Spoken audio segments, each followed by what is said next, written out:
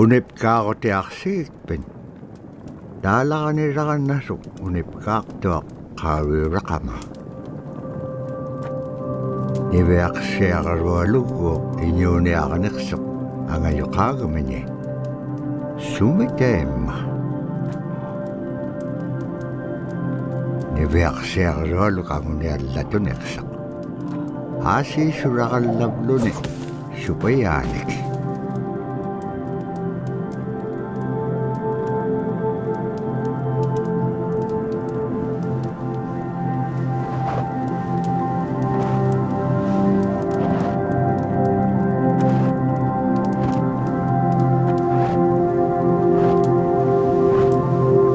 Iñuuniaqhutin anuqqautigaiti. Anuqulingaallaaqsuq. Anuqulingaallaaqpaalluni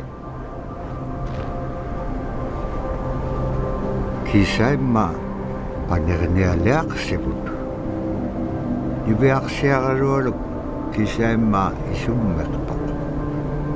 Tapuraasi kangitsaquaqsigaasumman anuqlisuuruqumagaan.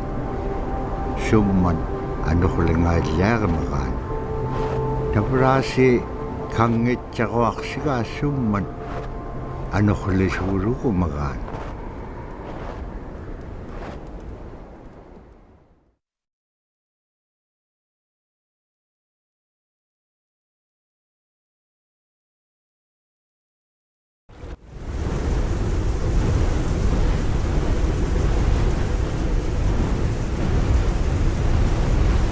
Anuqulekpaalluni suniuraqanaitsoqunni.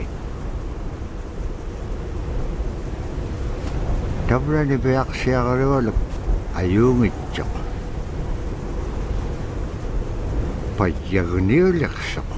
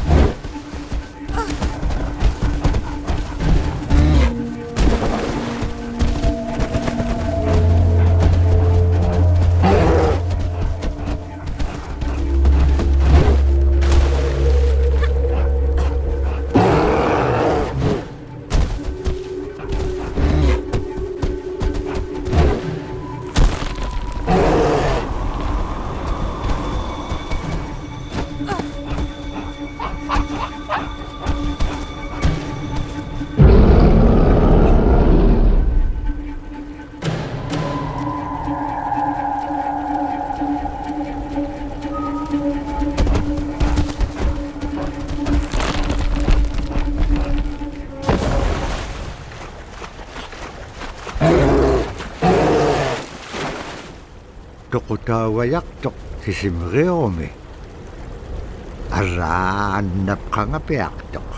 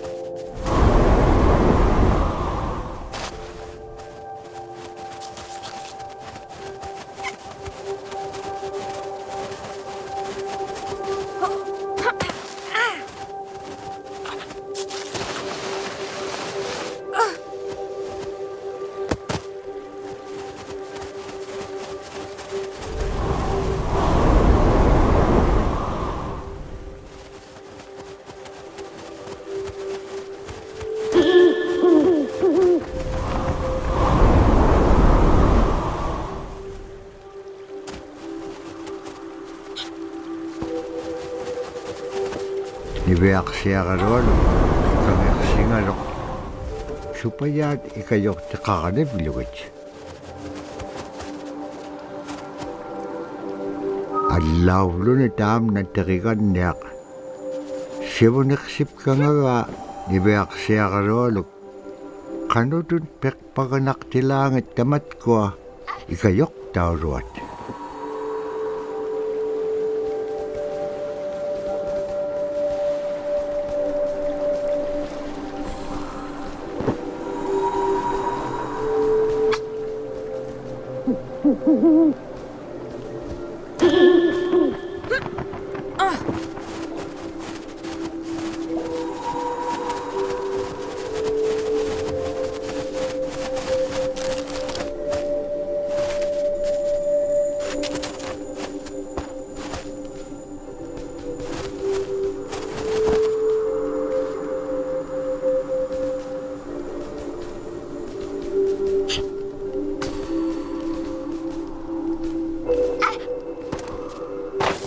Nibeak siagarolo tirikan niakalu ikayutipiak tuk.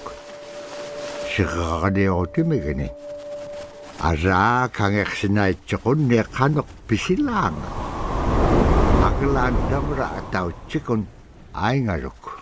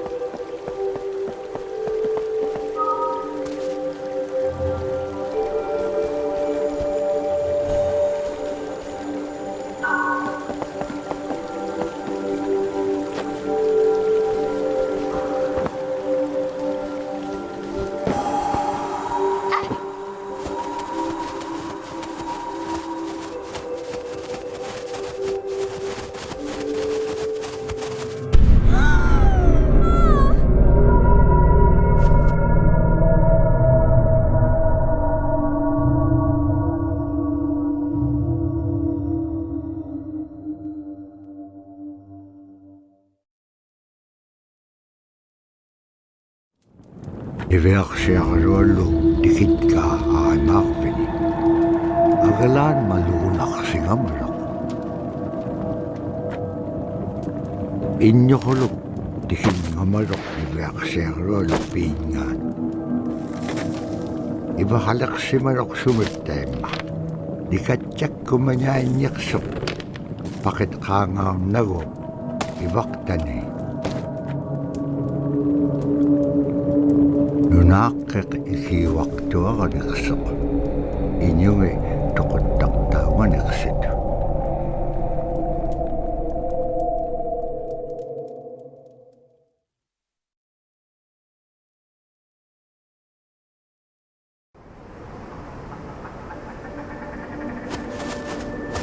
Niveaqsiaruulu uppiringitka tautuktani tautugunartuaq sunapayaaq siquminganiqsuq Niveaqsiaruulu iñuniaqatingi pisaullaganiqsut qanuqimña anuqulaqpallqiñam tainnaqumiñaitka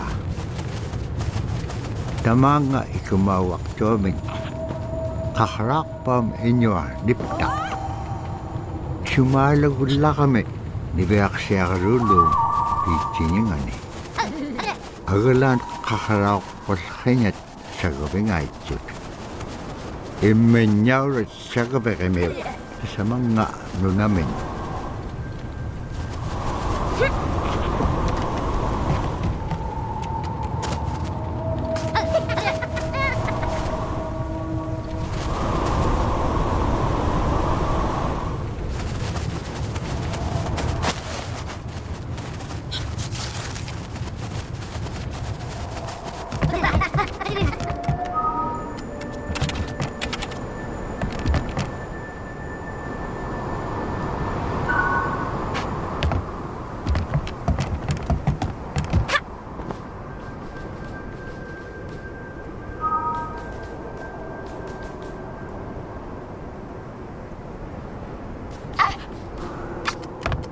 Qaikuin tuting uqallaktoq iñugungaruaq uppik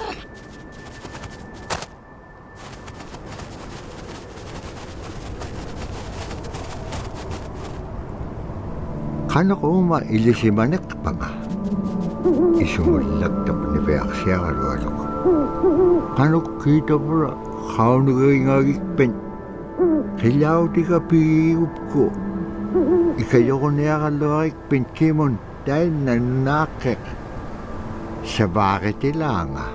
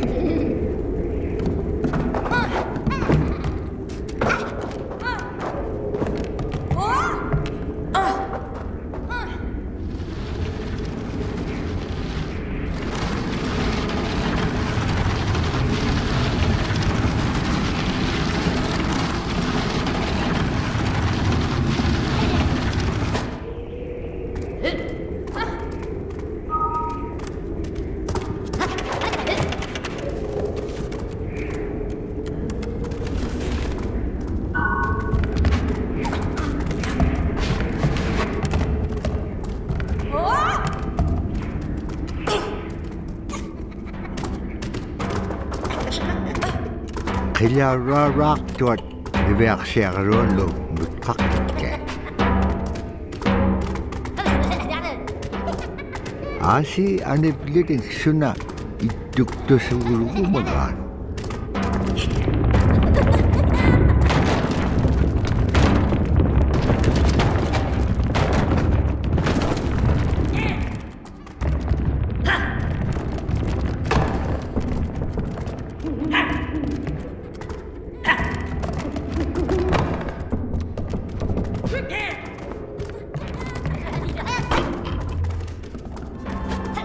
Niveaqsiagaruallu savattuqumiaqalugit immiñaurat bakit ka upiyong kailaw tinga?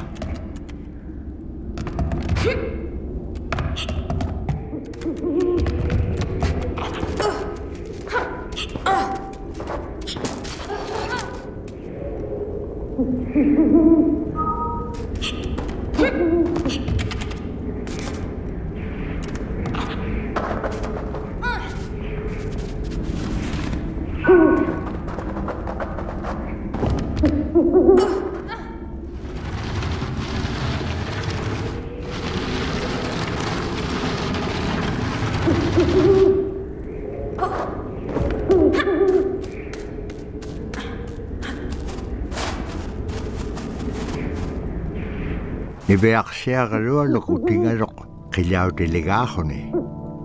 Ukpik ko bea chapalugarok. Asi tabura pibi takiliw di pea lagaga nibeak siya karualo. Dahil nahone ay chudi kirakangarok. Ukpik ukalagtok. Uvaw na kao nagingagiga. Iliginun pikit kublugo.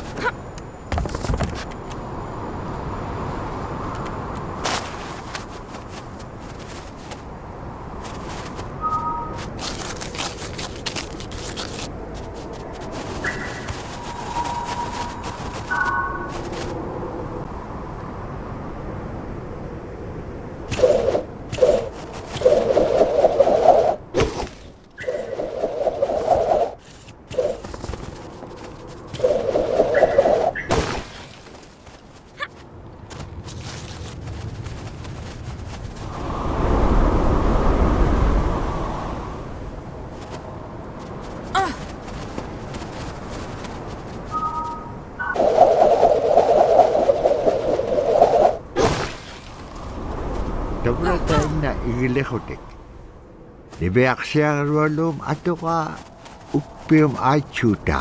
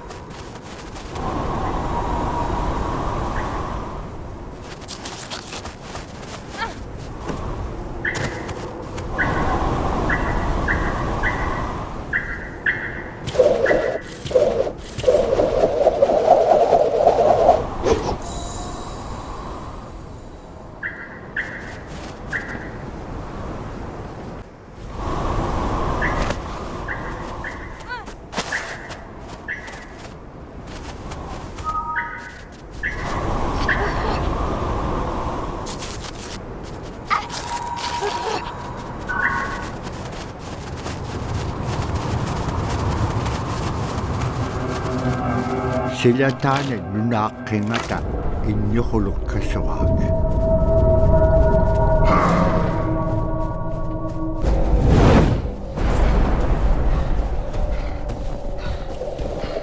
Kinalip sapiak doktodo kami o kilamitaw.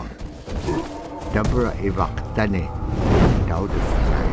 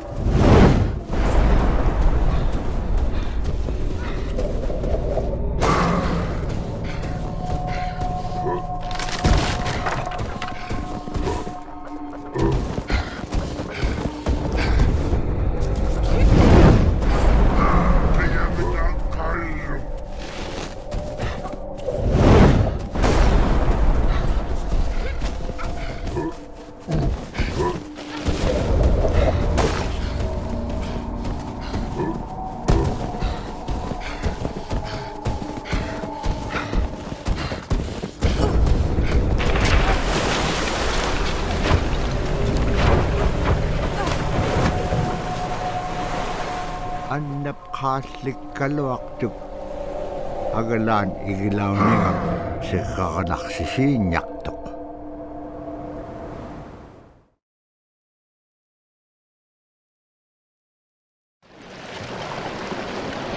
Malako kune ublo kune wisa ublutik.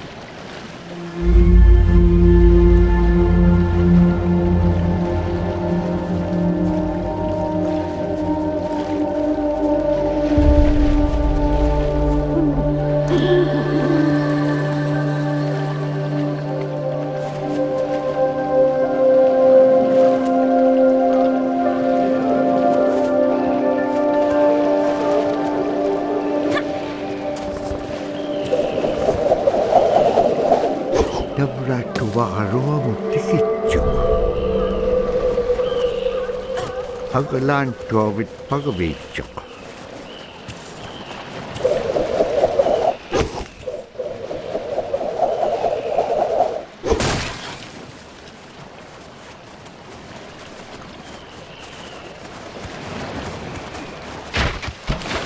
Siko nalunak sok kanok igilakaniyak sila nga.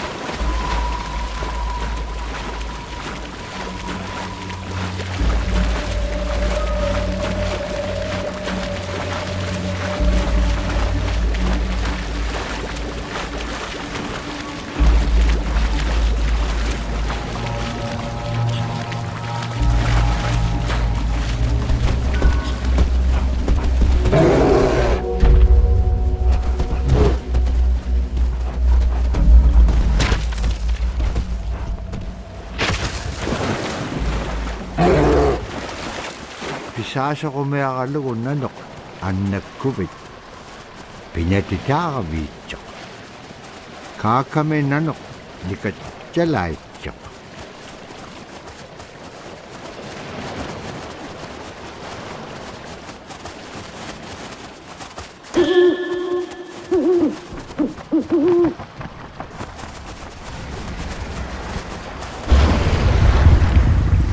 agalaan tamannannuna allaur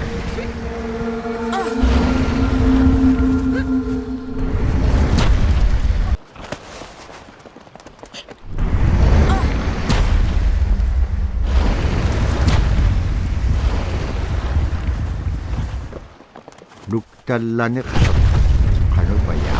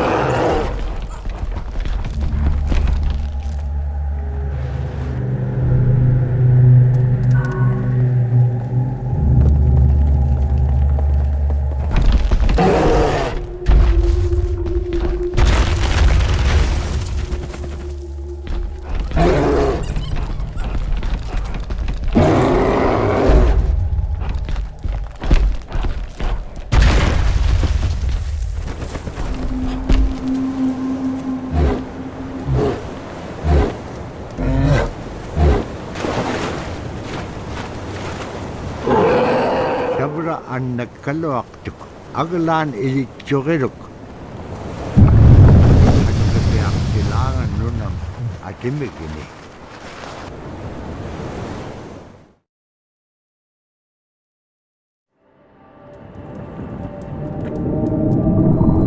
niveaqsiaqalualugulu tiriganniaqalu imaaqtuk aasi taqium angalat kaksipillugik. Taqium igukkaik qairusunginun puktaaqpaum araaqanuhutik taimma ipingitpak.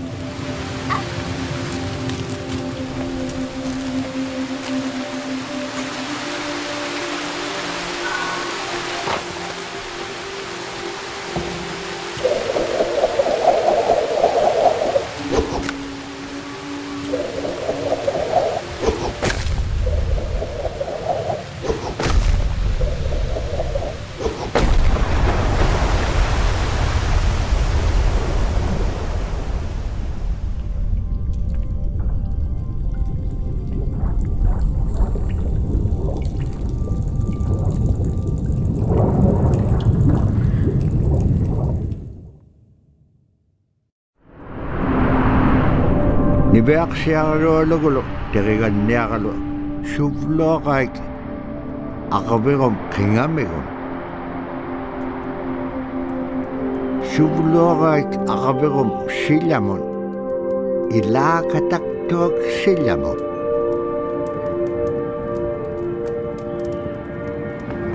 tipineqaik saanganut nunaqqan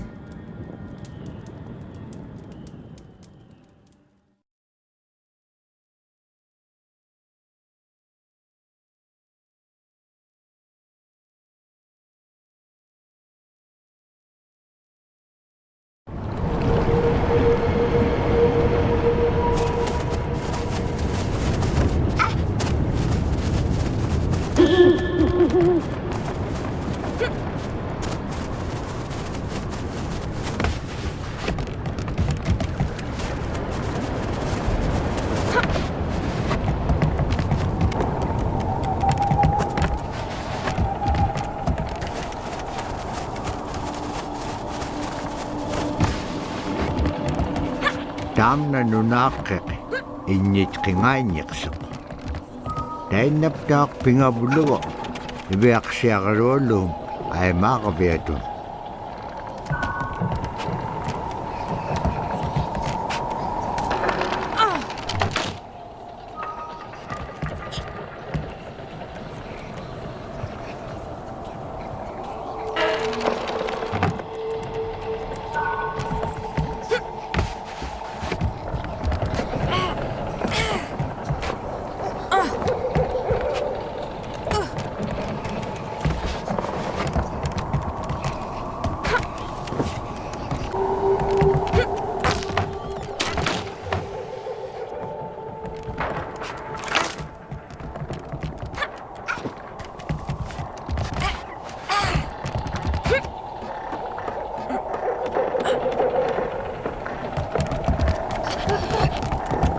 Kigoqajat qaummaaqtitkaat nunaqqeq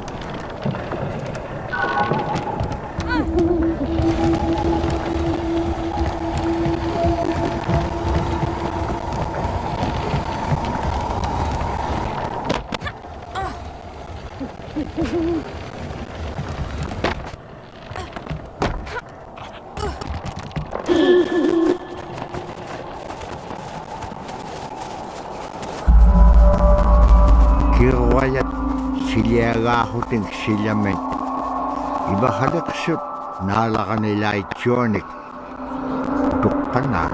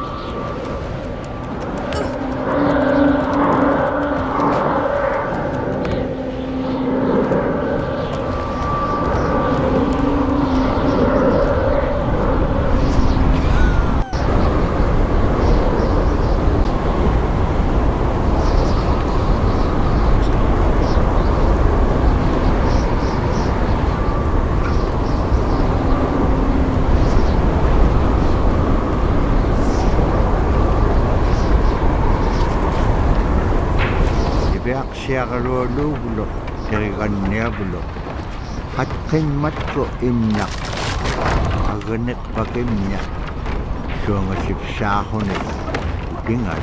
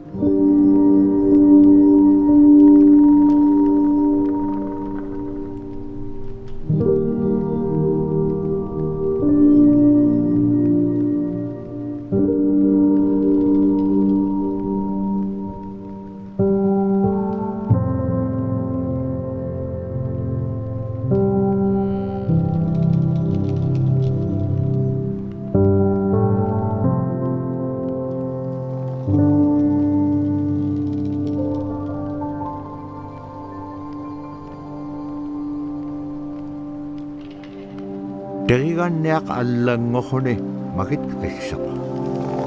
Naagga taannaittuaq ataramik.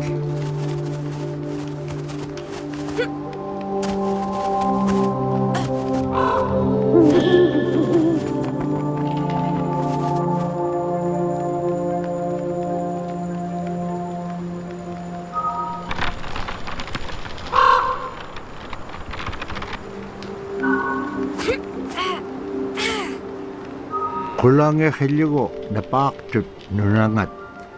Teriganniam qiniqtit kai qanutut peqpaqanaqtilaangisuli ikayuiruat ilitqutsich.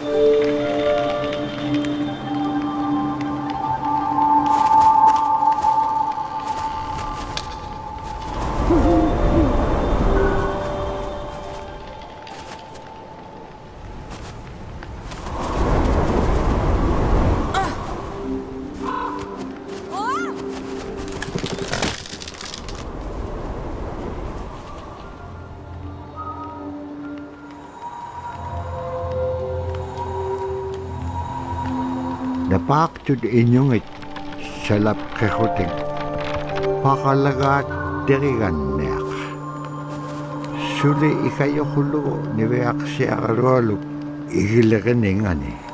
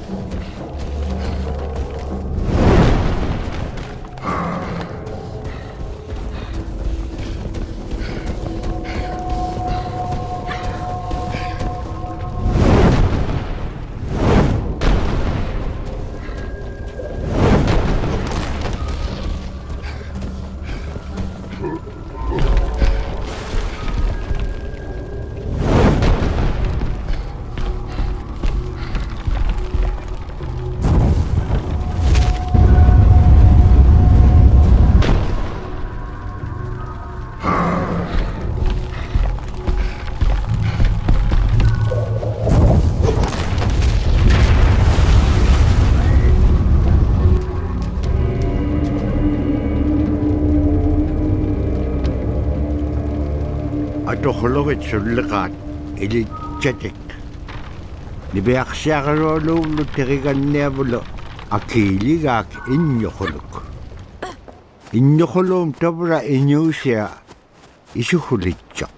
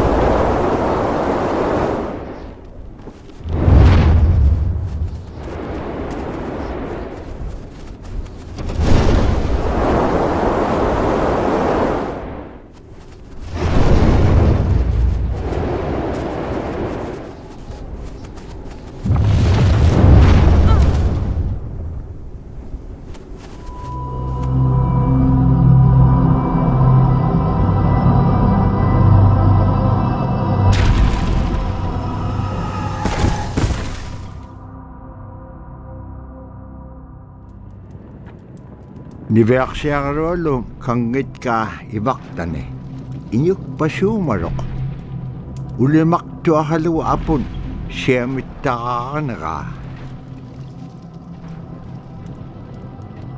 aasi pihirunnik sillamun siammayaaqtillu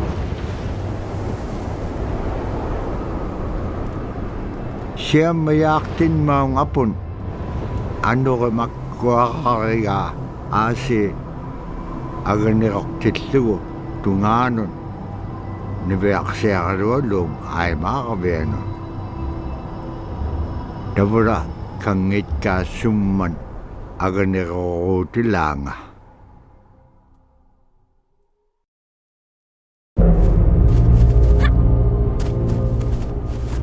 qanuqulunga tatpiguaaniaqpik nipiaqsiaqarualum qallaqiaqtaq Abulaitqan atautsikun majoquniarikpuk kiwa teriganniam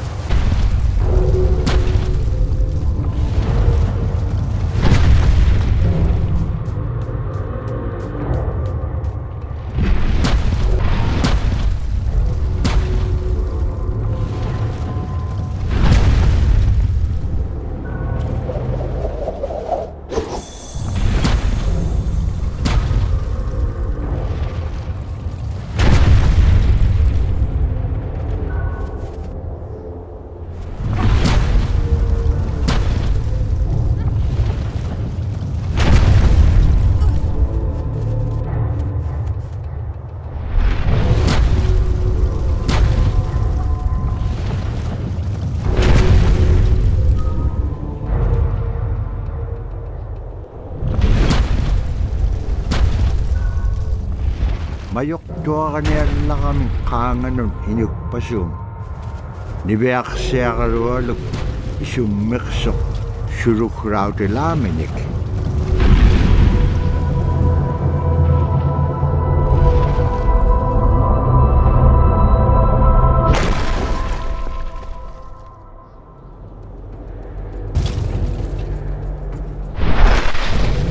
Hidik kumanya ko kukiak ulimaw ta. Sumalok. Nalunay chok. Awanit pangaresirok.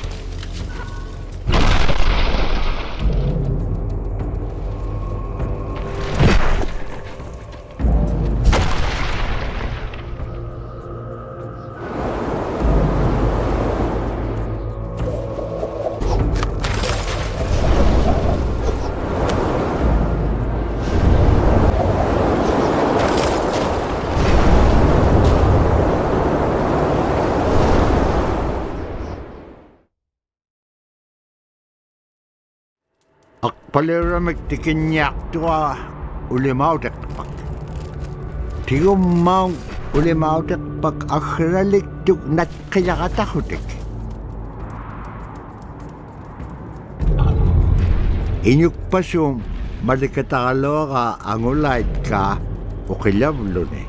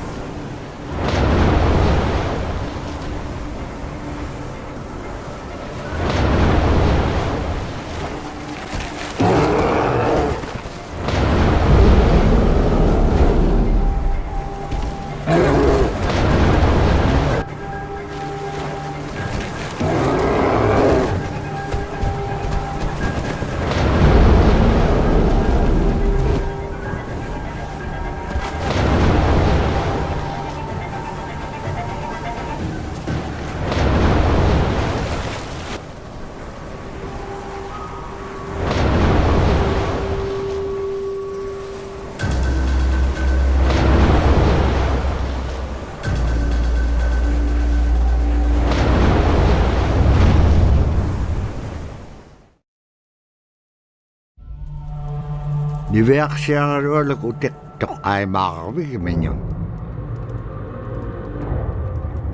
Agalan inyuk pa siya malakiro ka.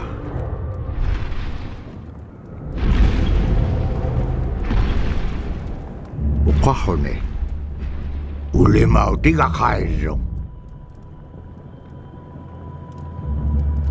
Niveak siya nga kau tau tiga ulimaw. Ipkili siya kalo asi milok siya te bilugo inyuk pasok man. Kaya cek paisyon inyuk pasok ilak tok kahon atu raksirok. Kunok sayo ka hangeng ulimaw tiga kailiga ula kuliang ani yubi isiga kisima kenyat paten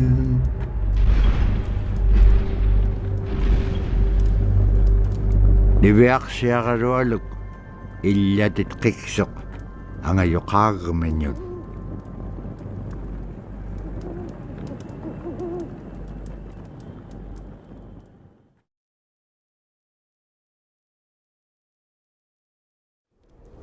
Derigan niyam nukat piyam ukadlaw tiga niveak siya karualuk. Ilanin inyo niya kalo ako bit.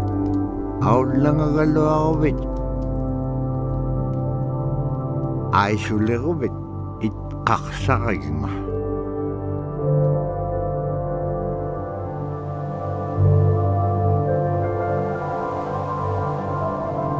Asita para tao tuko na eksok.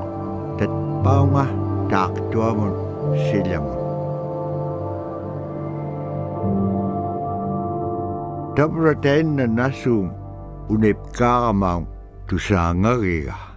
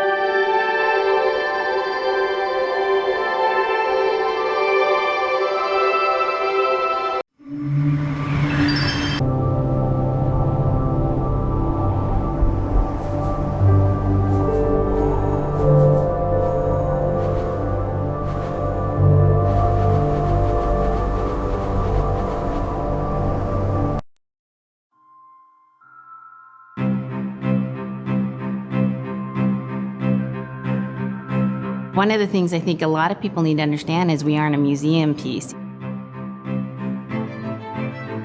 The Inupiaq people are a living people and a living culture. Even though we're in northern Alaska, which covers this vast area from Nome all the way over the Canadian border, is that there's this extreme value of interconnectedness and interdependence. It's a hunting society, a gathering society from thousands of years. This is what creates our culture. That special relationship between humans and the natural world and the animals, and that it teaches you how to have a society that doesn't do too much harm to the world. Love and respect for nature, for one another, for our elders. Very, very fundamental value, key to life. Our values are something that bind us all. The importance of sharing with one another, the importance of spirituality, and the connection to the land, our traditions, how we hunt, sharing of stories and songs and dances. I'm Inupiaq. I'm from the Arctic Ocean. I am Inupiaq. It's very important to me. It's who I am as a person. And we're very proud of who we are, and we want to continue that.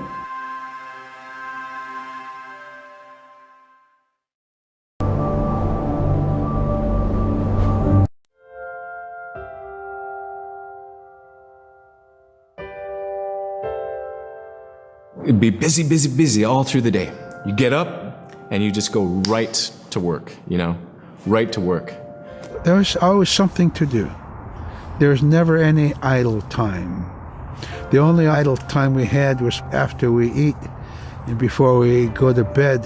One of the older people would be relaxing, laying down there and saying, it'd be really nice to hear a story.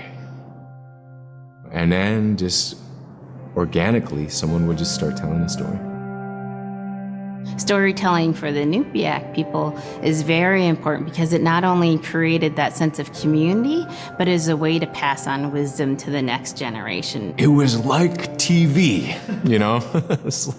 It was just like, it was as good as any movie you've ever seen. And the storyteller told it so clearly that it was just as powerful as any of the greatest movie blockbusters you've ever seen.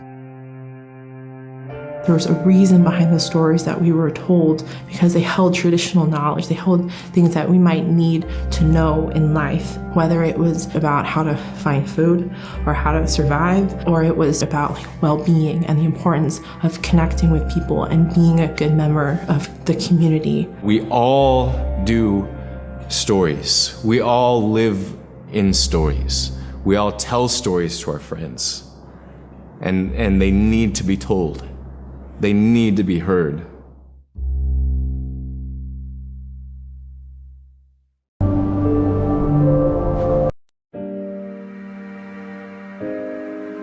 So Scrimshaw is this really beautiful method of art that's done either on baleen or ivory, and traditionally it was used to tell stories. Each etching is telling a story of some event. Caribou hunting was taking place. This is what was going on.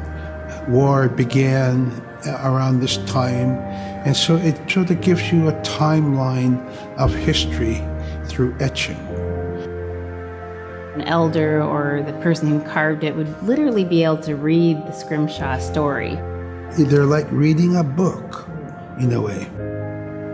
A lot of the storytelling traditions would be things that after the storytelling was done, we'd just rely on the next person telling it. And so Scrimshaw is a very important way for Alaskan Native people to record their history.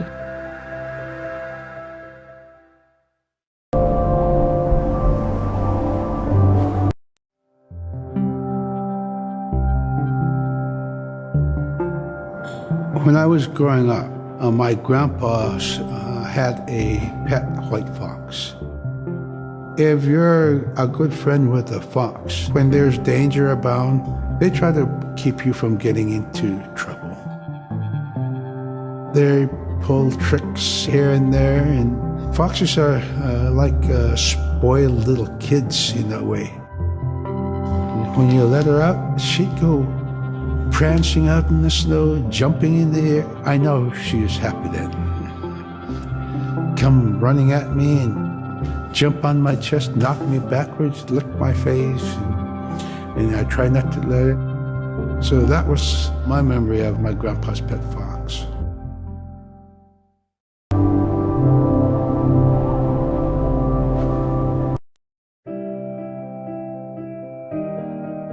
Caribou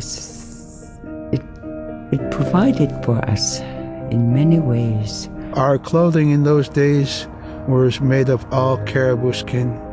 I grew up wearing caribou pants, mittens, caribou skin mattress, blankets. Some people had boots that were made with wolf leggings, sealskin sole bottoms. Baleen was shaved to make insoles. They kept us quite dry and warm as well. But the caribou skin clothing was the best. We would get as many yearlings as we could for our outer clothing. And for a heavy winter, we would get caribou in February or March because the hair was the longest and the skin was the thickest, and we would use those for our winter gear. With that stuff on, you could sleep outside in 50 below and it wouldn't bother you a bit.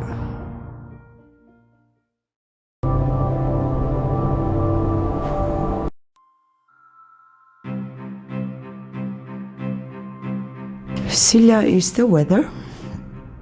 It also means the atmosphere. Here's the Nuna, or the land. And it's anything from the land into the moon, the sun, the stars. That's Sila.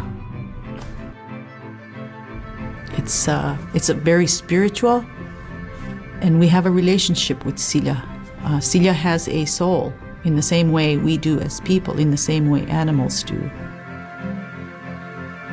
I think spirit helpers in and of themselves are really about how we're connected with things. And so it may be that there is a spirit helper that shows themselves as a bird to show you the way home, or it may be a spirit helper that actually decides to show themselves with the face and body of a man instead of their animal form. And so I think one of the things that's hard to understand is that it's not one way of seeing things, it's one way of knowing you're connected to everything. We've always had that spirituality of everything around us. It's the interaction you have with the air you breathe, the ocean that you gather resources from, the rivers from which you gather fish, the tundra from which you pick berries, the animals that give themselves. It's all of that.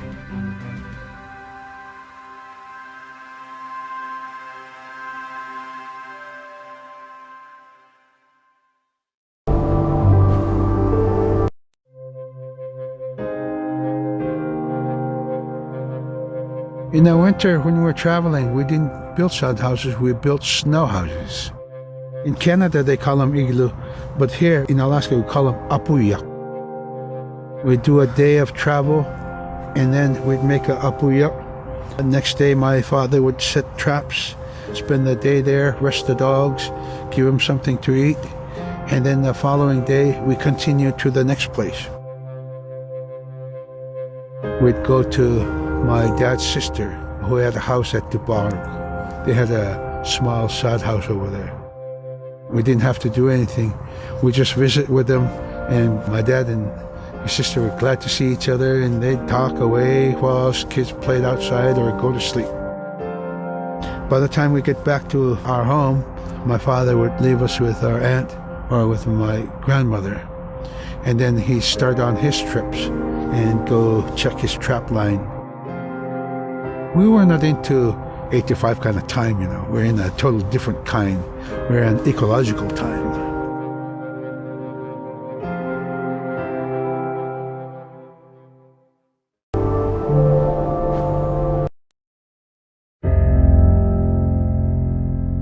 Drum is something that's common to all cultures in Alaska.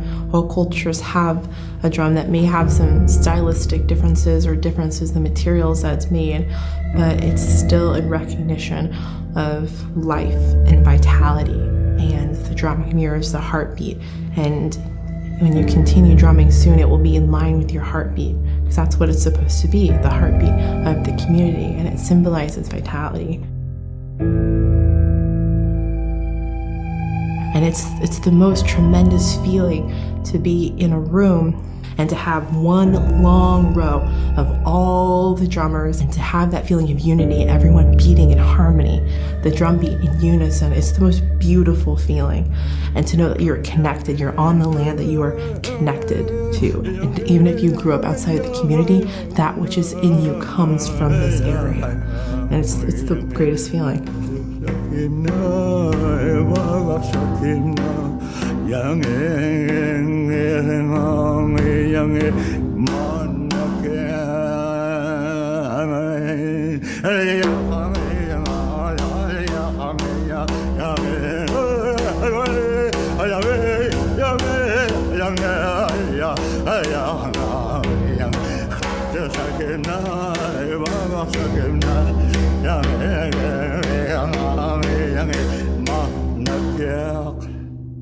Man, I went at it and look what happens.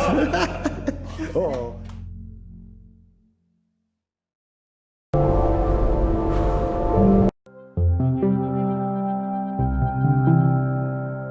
They're just like other people.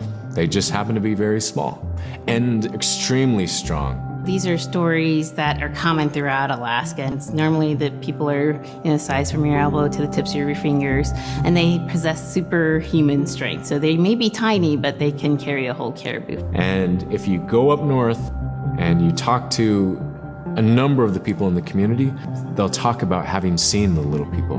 There's a place at home that we know, but we don't profess it to anybody. But it's not like the boogeyman. They can be mischievous, they can be ornery, or they can be helpers. And every now and then, we might have the opportunity to see them, especially if they want us to see them. The fact that it's across Alaska really tells you something about our history and how we interacted with nature around us.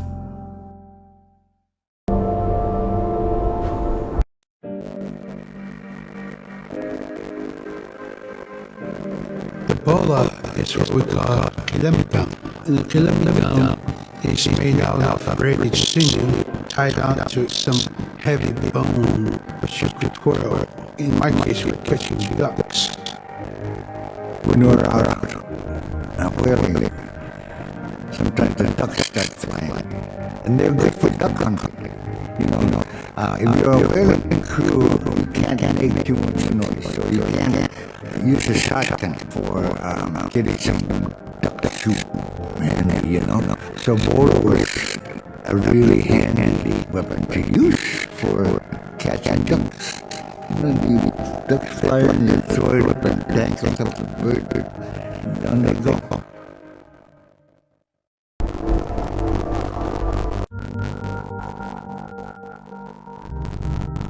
The scariest I've ever been. I was 12 years old. We floated out on a piece of ice while we were duck hunting. It was a bluebird day, just clear blue skies, and there was 3 of us, myself, my brother, and my dad. Next thing you know, we see this dark shadow on the ice. We looked and it was behind us. So we all jumped up, startled, and my dad, he started running. We got back to the ridge there, the ice had fractured, cracked, and broke off, and we were floating away. We were drifting. It was close enough to where my dad would have made it. He stopped and he thought about throwing us across. And if one of us was on the other side, we would be split up. So he stopped, and he just so happened to have a cell phone on him. 911 didn't pick up. That's the worst feeling in the world right there. 911 did not pick up. So he left a message because they record their calls. Once he had relayed that information, his cell phone died. That was the scariest moment I've ever had in my life. We were floating away and I thought we were left dead. He kept calm during that situation. He's bringing out everything positive in this case. I'm crying, my brother's freaking out. I went from clear blue to dense fog. Within a couple hours, we heard the chopper flying around, so they must have gotten our message. We thought we were saved, and then the chopper sent them away. So we lit some of this lead on fire. It's plastic. We thought black smoke in the fog would create some kind of marker. Chopper pilot had mentioned when we got rescued, you could see a glow in the fog, and he slowed down there, and sure enough, as soon as he slowed down, we got within visual. That was definitely the scariest moment of my life. I was floating away and not knowing what the outcome was going to be.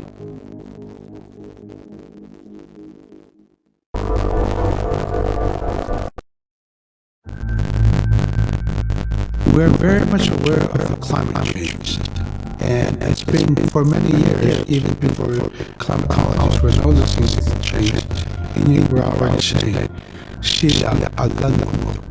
our climate is changing. If the heat is going the way it is right now, for us it's going to be pretty bad. Different birds are coming, and they're coming earlier, and sometimes rain is more than what we want, because when there's more rain, we know it's going to melt the permafrost. In my time as a young boy, when I was 9 years old, we're hunting for ice that was about 25 feet thick, and there was giant icebergs already floating, coming by. That was the first sign of a changing climate. Ice that never broke before was now moving. Now, here it is 50 years later, we're hunting quail from ice that's 18 inches thick. There's no more thick ice. It's creating a malfunction in our whaling season, is what it is. It's actually more than that, all seasons in general. I think we are more scientists than more people will realize. We have more knowledge of those things than people will ever know.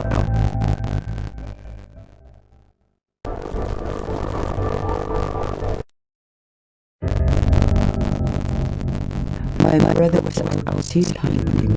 He got attacked from behind and managed to grab his knife and save himself. When he came to realize, oh no, it's a mother. We've always known traditionally that we avoid killing a mother. It's always been sacred to us to protect them. He had to present himself to the council, and so he was given the job to mother the baby, and we kept it. It got so big it went over buried one day and got to the dog food, and that was an indication that, oh, brother better go teach it how to survive on its own. So he did. I really got attached to the bear because I more or less grew up with it. And some days when my brother took him walking, once in a great while he put me on a bear and I would ride on like a horse. I was just happiest little girl in the world.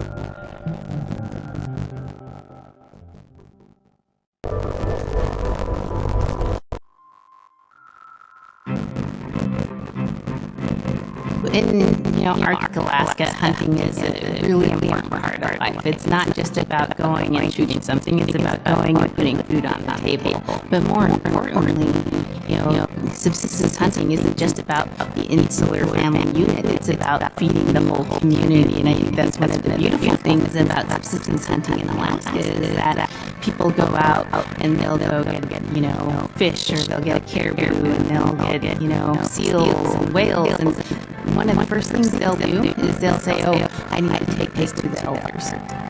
This isn't just about one individual surviving, one family surviving, it's about the whole community. We can just go out and kill and butcher and do it first.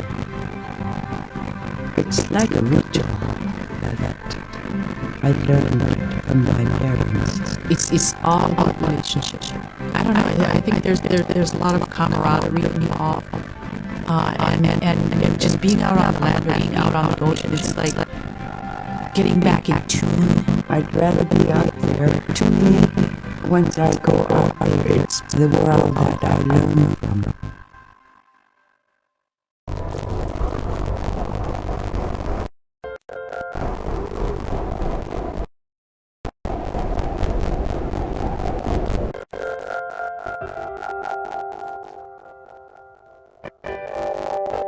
Now we spend all our time out in nature. You get very intimate with the world. And over time, if you're living that life, you start to sense that everything has a spirit. There's a consciousness in everything. Everything is alive. If everything is alive, then we want to respect it. And if we're going to use it, we want to use it respectfully. What I try to tell my nephews and nieces, you love to hunt, you have to take care of the animals that you catch, preparing the food and eating the food that you catch. Water provides you. The ice brings you life. It provides all those things that you need to be a part of your life. Those things that I grew up with. I grew up respecting the animals. I grew up respecting the land, and that, to me, that is why we as Inupiaq, as an Inupiaq culture, as an Inupiaq people, is why we're so successful.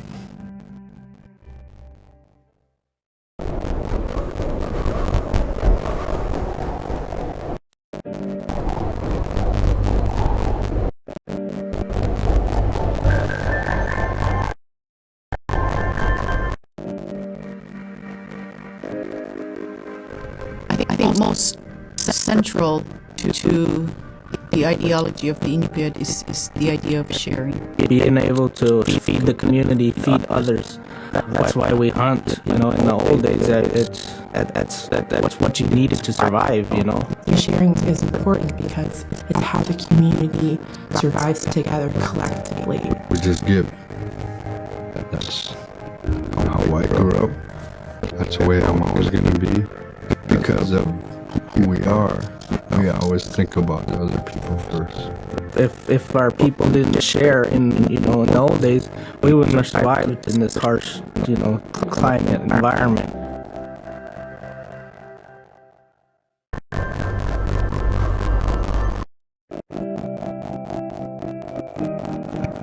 I meet Little Timid and King Island.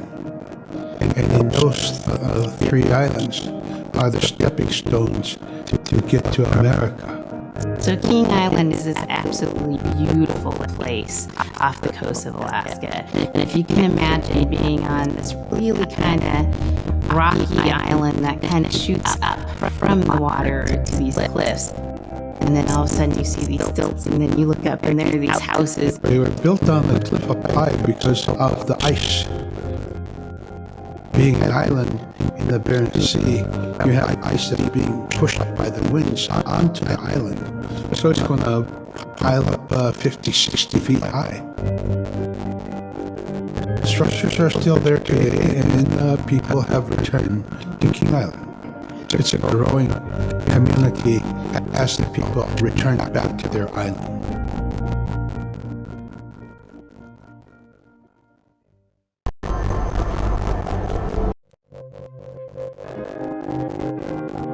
When I was young, my mom, whenever the Northern Lights came out, she'd just whistle.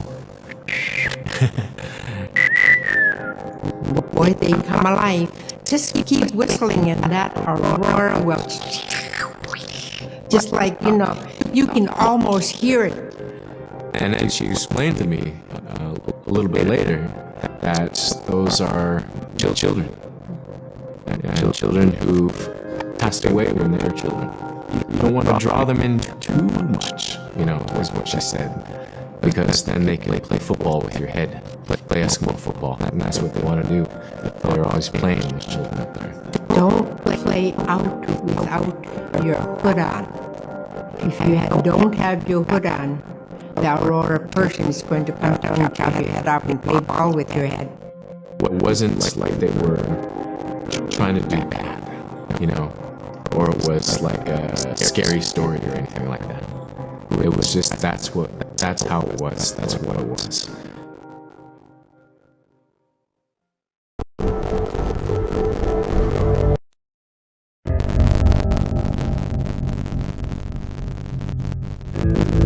In the month of November, there's no sun. So during that dark time, we travel by the light of the moon. It's quite different. Everything was silver and black. Toward the horizon, we could see the caribou because their body heat flowing upward, and we could see it glowing in the moonlight against our horizon where there's no stars. If somebody yelled, you could know who yelled from where the sound came from, was specifically for the cloud of their breath went up and it glowed in the moonlight. So that was a good time to travel. It was very surrealistic. And so things that were dark objects looked very close, and white objects looked very far.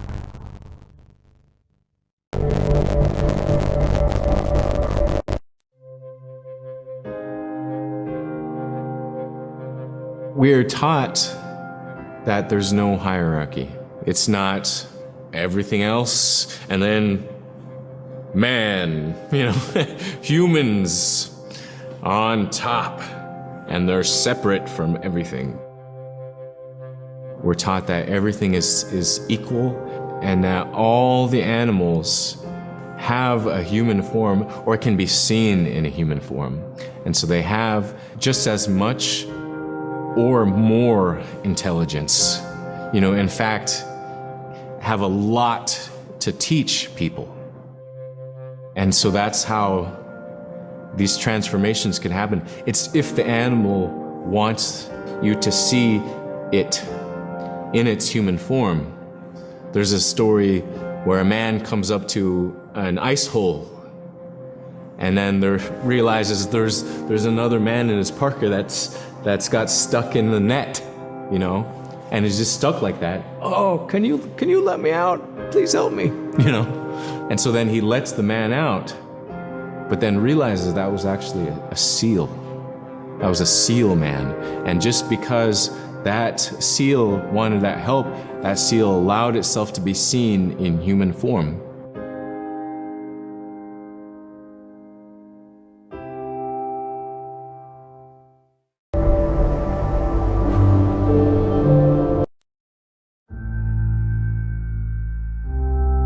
We have our Dimi, the body, which returns to Nuna, the earth. And we have Atik, who is our name that has been passed down to us over the generations. The spirit of our Atik lives on so long as man remembers that name.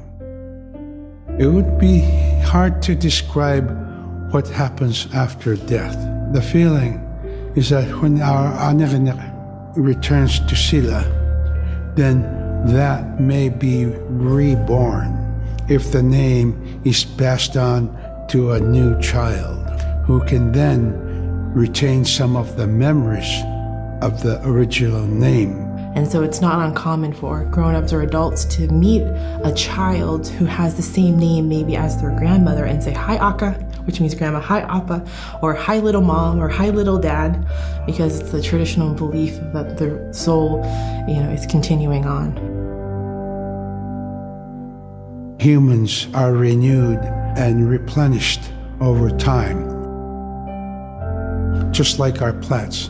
Every year, flowers are born and bloom and they die. Next year, they are born again.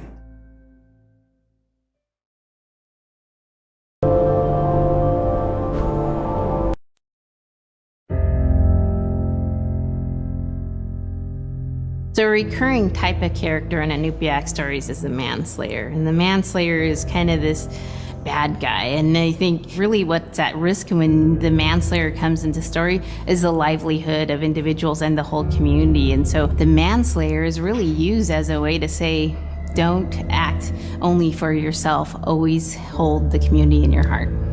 Oftentimes in these stories, there is one person that will stand up. And what this humble person will represent, who faces that manslayer, is a return to order, a return to true living in the community. And it just takes that one person. It could just be that one person that can help to change everything. Because everyone wants to live a good life. Everyone wants to have a good community.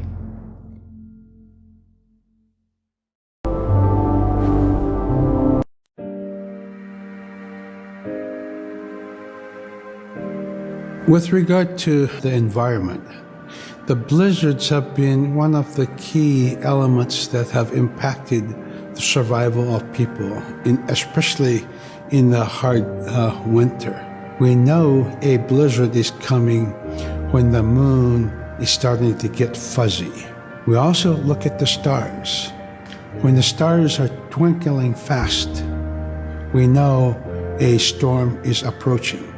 We look to the clouds in the sky to give us a direction the storm is coming from. We learn these as children by observing weather on a daily basis.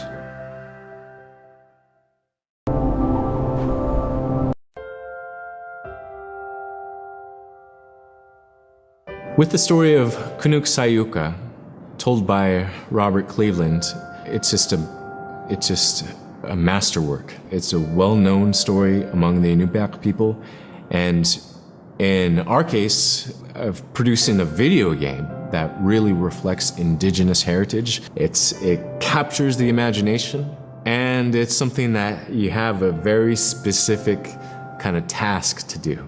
There's a blizzard, and it is just a non-stop blizzard that is overpowering the people. And there's one man that wants to figure it out.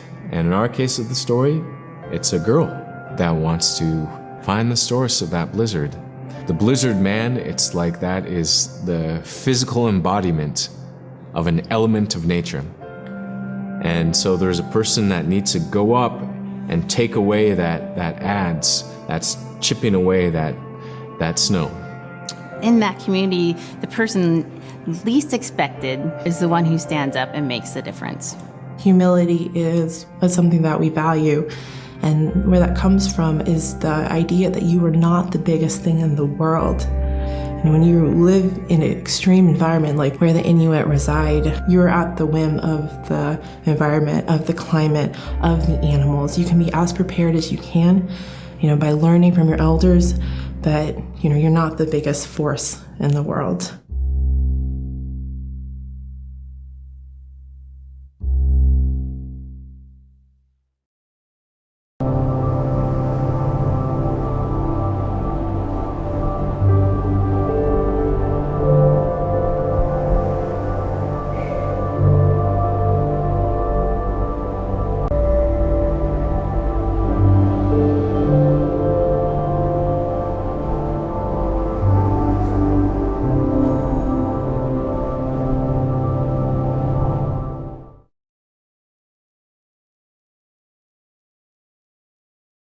Ilisimagiga atla Inupiaq utukkanat kekektarumit ukotigisukkangat tusasimagiga paningmin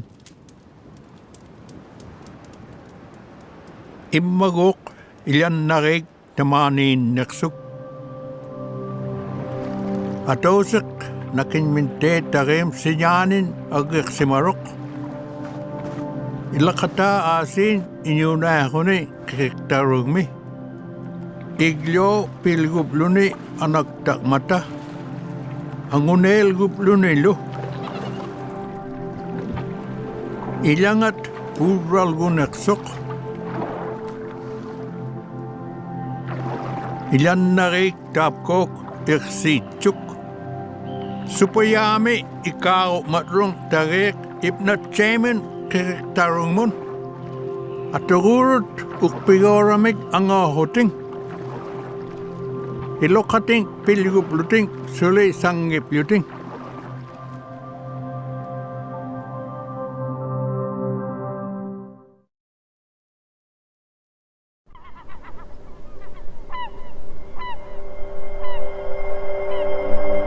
Ukeg Rome Inuna Kahoting Inuit Aniraktut Ibrilagora Mignin Kenyarik Samun Upanga Kratman Upanga Kratman Supayak Magaktok.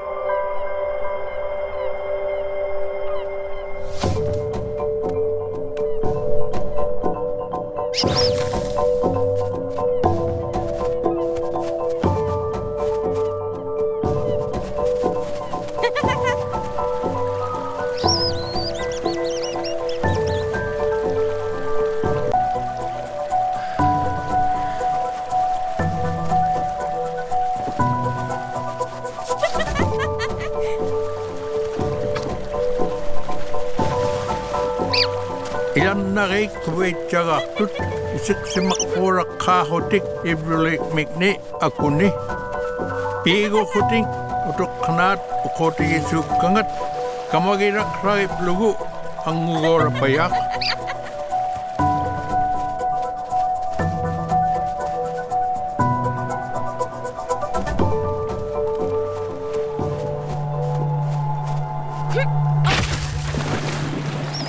Sagwam Asi Olo Diplugo Avingorak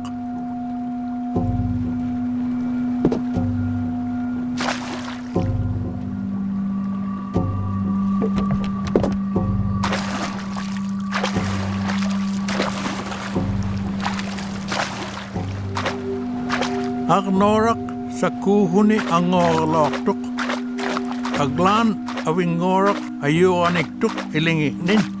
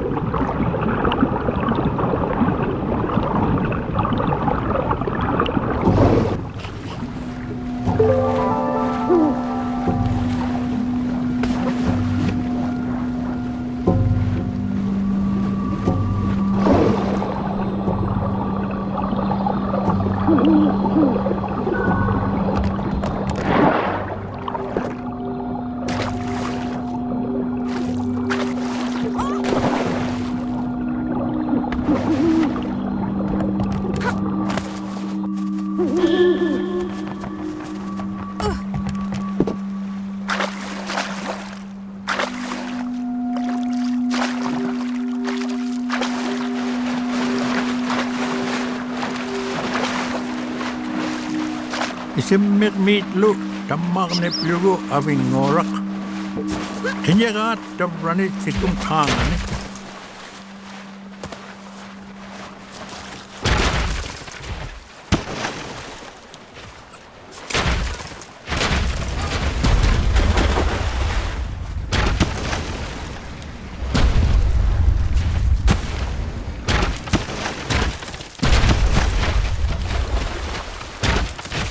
Kayo sa kalokat. Aglan awing ngorak activate nyo ni kimagtok.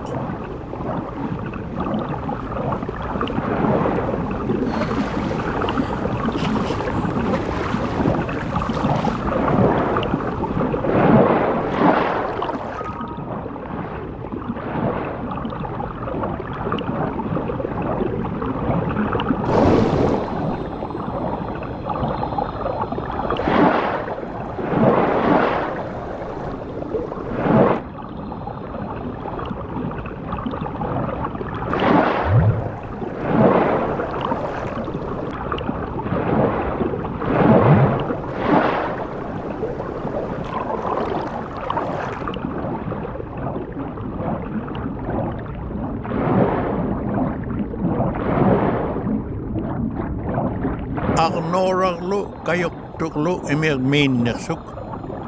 Sapim mip luting sak bagrong me.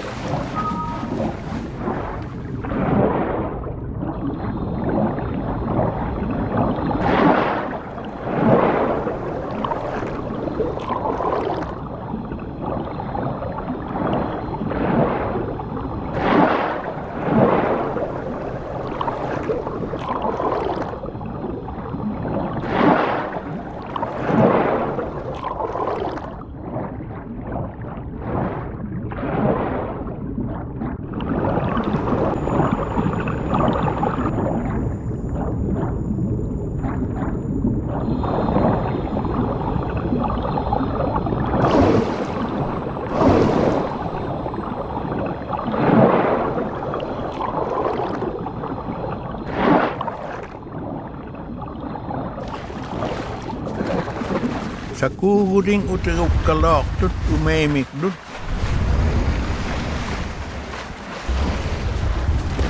Iyangat ikayutik sangat sakbetsok. At cutikip lugu anek sutik sangat nek.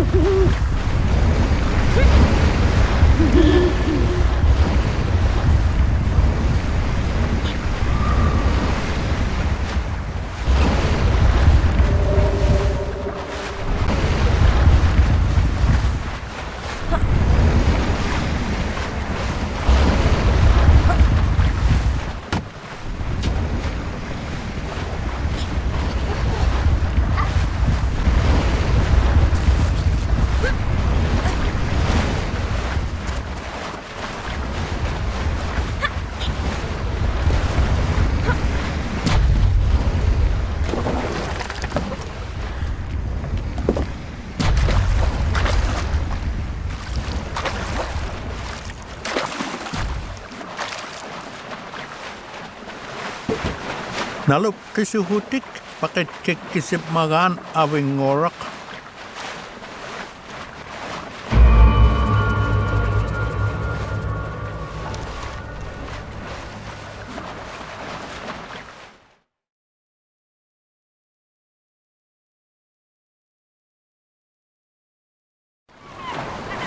Yan narik kimahuting tari rormin. Ilit churip luting asin daw tampangan eh.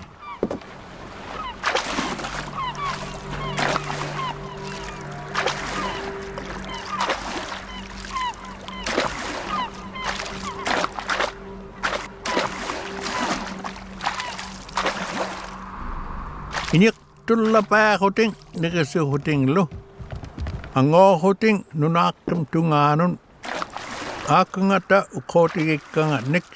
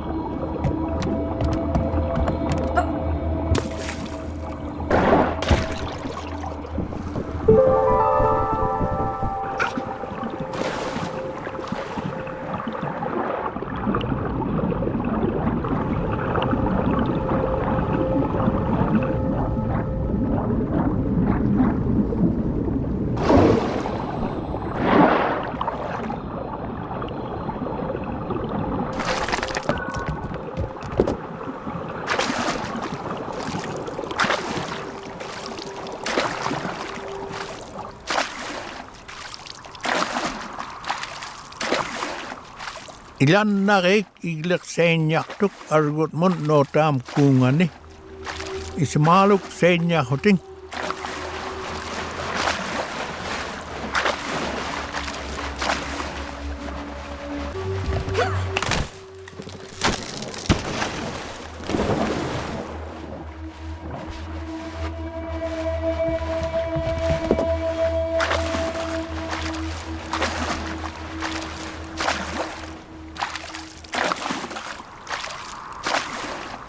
Kapek pangarut duna kemun tikit mata inyuek somun. Kiwi romun kungmun.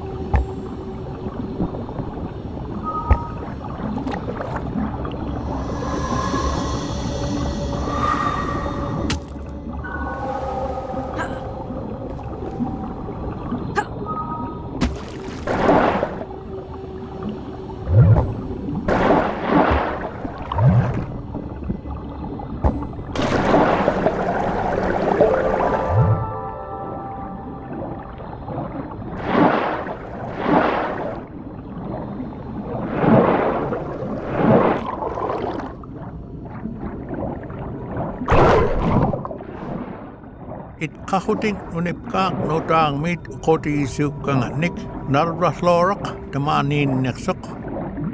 Having ngakpak in neksok narvame supaya kasi tikitchok narvamon negiplula.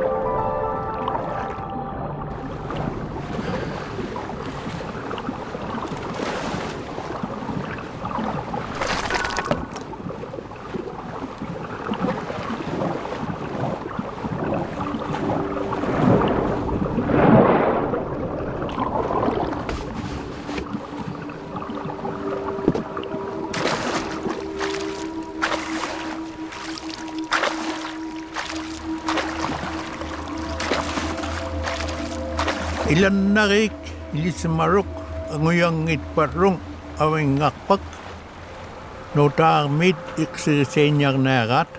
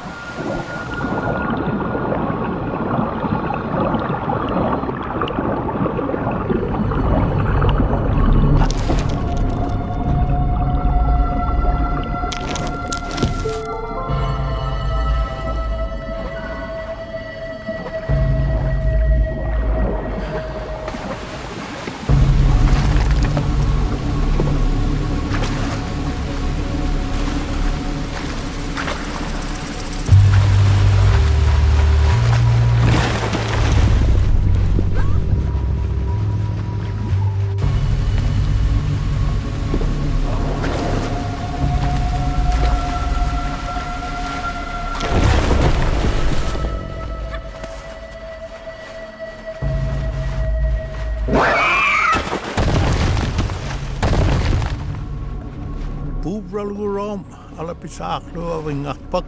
Anguyal gurom tigup lugup pamengagun.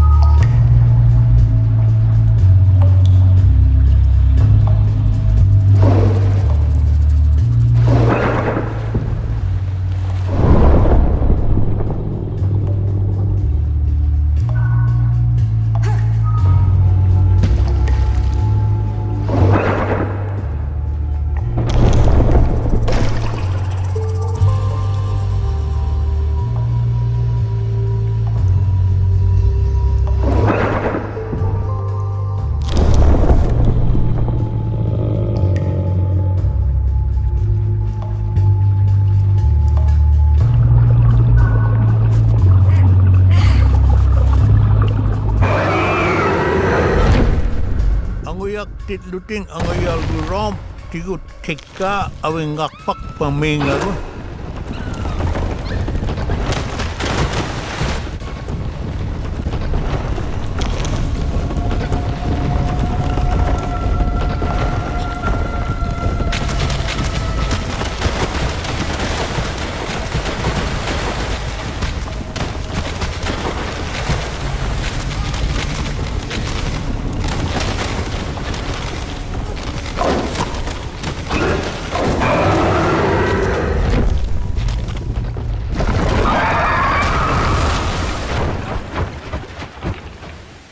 Huding asin katagala romin uyang nin aglan awing ngakpak kibirok imerme asi matup kahone ukak tome kepalomin Iyak tulla paakuding ang ilyaat mon olaktut akilyak kaaklugo avingakpak. Igling nga kaming kubait chahutik pakanigat ilan norating anak si maramin takimin.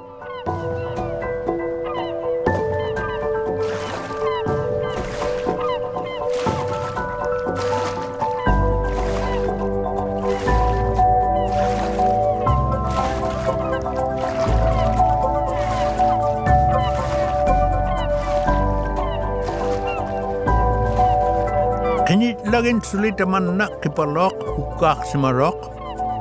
Dabrani awing ngakpak si suruk kipalami na ramon. Si kubin lapaklu kipalok taman na.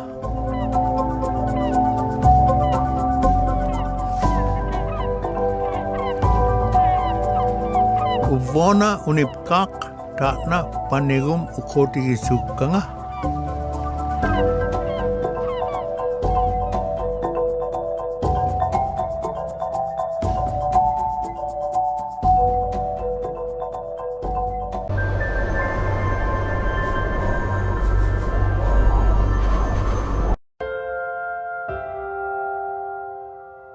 In 1964, my grandfather, Appa Willie Godun Sr., Punik, he was invited by archaeologists and anthropologists from Brown University.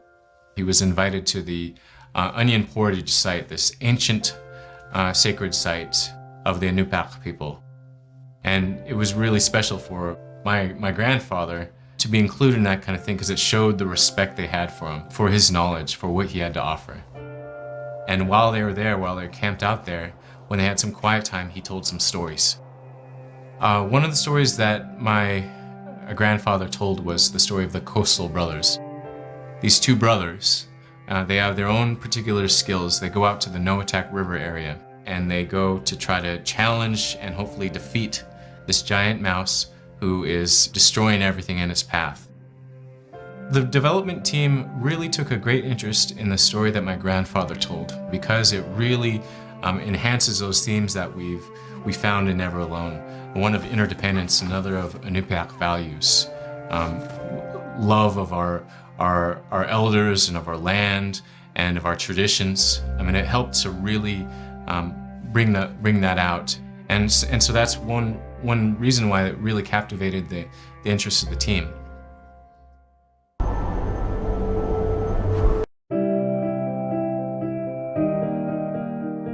I wasn't raised here, but my mom talked about how it'd be so dark. Yeah, it was dark in the wintertime. In December 21st, we see the sun for about 3 hours, The rest is dark. So the days start to get longer right after that, shortly after that. My mom, in her story, she says the real people come out. Everyone comes alive just because they've been inside so long. I'm almost happy to own springs here because the caribou are migrating north. The bears are coming out of hibernation. Rabbits and stuff, they're all over the place. And they're not hiding under the snow anymore. Like the elders used to tell me, as soon as they saw those snow buntings, the small birds, the new season would start for gathering food. They knew they'd be happy because fresh food is starting to come around. We'd be getting geese eggs or seagull eggs or any kind of duck eggs. We'd go camping in the early spring, go out with dog teams when I was a kid to a spring camp. And it was anywhere that my folks thought that we can get the most food. Right here in the peninsula, we'd walk back from our camp and hunt muskrats, and my mom would dry the skins.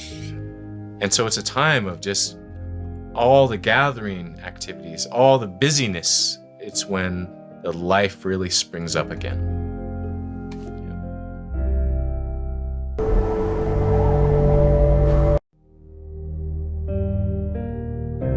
Because we're all Inupiaq, upriver, along the coast, I'm considered coastal. Tarir mi means I'm next to the ocean. Kum mi is up the river. And I'm proud to be a Tarir mi because I can hunt out there where those guys can't. I was taught to be aware of all the conditions out there. In fact, a friend of mine, an elder, he's passed away since. One year he came down, he had a small boat, just as the ice was going. He followed the ice down from Guyana, okay? And he came down, he says, Willie, I come down just to go see how you guys hunt. Let's go. I said, okay. I got my boat ready and we took out. And the ice was moving out there, you know, big chunks and that kind of stuff. So there was one area over on the Kuzentern side I was watching, being aware of how the ice was moving, how fast the current was moving, that kind of stuff. Automatically, you know, I was taught that by my dad. I was really watching and everything. I said, we got to get out of here. And he looked at me and said, how come? I said, our way to get out of here is closing up. So I took off. And he was right behind me. I went through okay, and then he went through, and he said he looked back after we went through, and the ice came up. It came together and came up like that. And he shook his head when we came back, and he said, I will never question the price of seed oil again. I see the danger you guys go through. If you don't know what you're doing, bad things can happen to you out there. Yeah. That's a great story. Well, it's the truth, you know, Yeah. what I went through.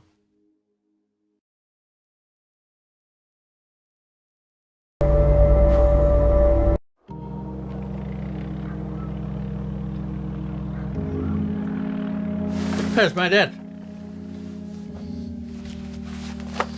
Picture of my dad. Appa Willie, my grandfather Willie, he was a respected hunter, so he was the provider for the large family. My father embodied all the Inupiaq values. He used them all as much as he can every day, and he loved to talk to people. He shared a lot of stuff that he got from out, whether it be out in the ocean or in land. He shared with people. We all loved him because he treated us with respect, all of us kids. When we followed him, when I started to follow him with John to go hunt out in the ocean out here, he would talk to us while we're hunting and point things out to us. You know, how to expect things, how to do things out in the country, or... It teaches how to set traps, where to put the traps, how to bait them. My dad was born and raised in Selwick. He grew up in springtime and summertime using a kayak. And they can go on days on a kayak. So, he taught us all that about hunting seals, bearded seals, and then hunting beluga also. You know, he showed us how. I never forget my dad. Every time he said something, I honor what he say. I remember he'd wake me up after early in the morning, 5 o'clock, and it's still dark. He'd kiss me in his cheek, wake me up. I remember he said, bye, John, you behave now. I'll never forget that. So one day he did that. He said, if anything happened to me, I want you to take care of Mom, like I did. But I see the affection there and the bond he had with me. He taught me.